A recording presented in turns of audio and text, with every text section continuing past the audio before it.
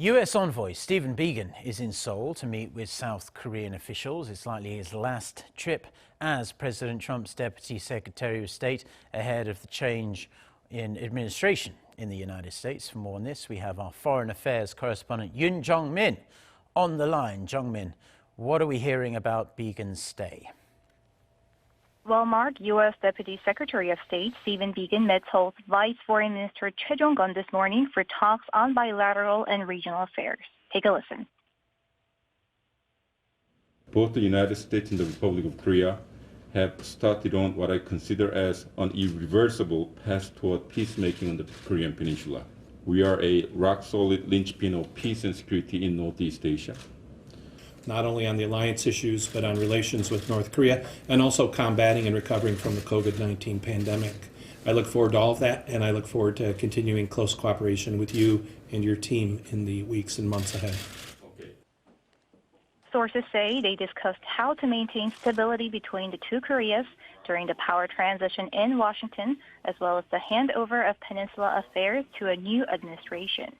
Biegun's visit is seen as a farewell trip before U.S. President-elect Joe Biden takes office in January.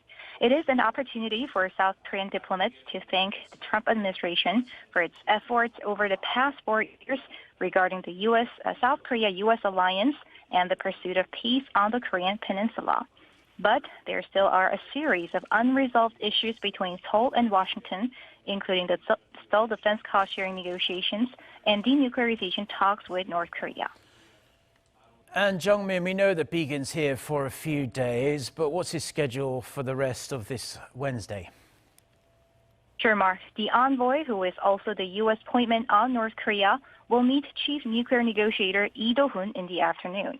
The two nuclear negotiators are likely to discuss how they can stably manage the Korean Peninsula issue until January to deter North Korea from provocations while maintaining momentum for dialogue.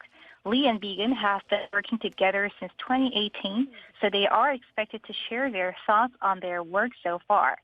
Biegun has official appointments with other South Korean officials over the next 2 days.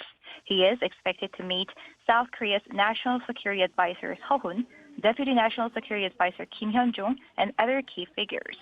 On Thursday, Biegun is to meet with Seoul's Unification Minister Lee In-young for a breakfast meeting and Foreign Minister Kang Kyung-hwa on Friday for a banquet. Back to you, Mark.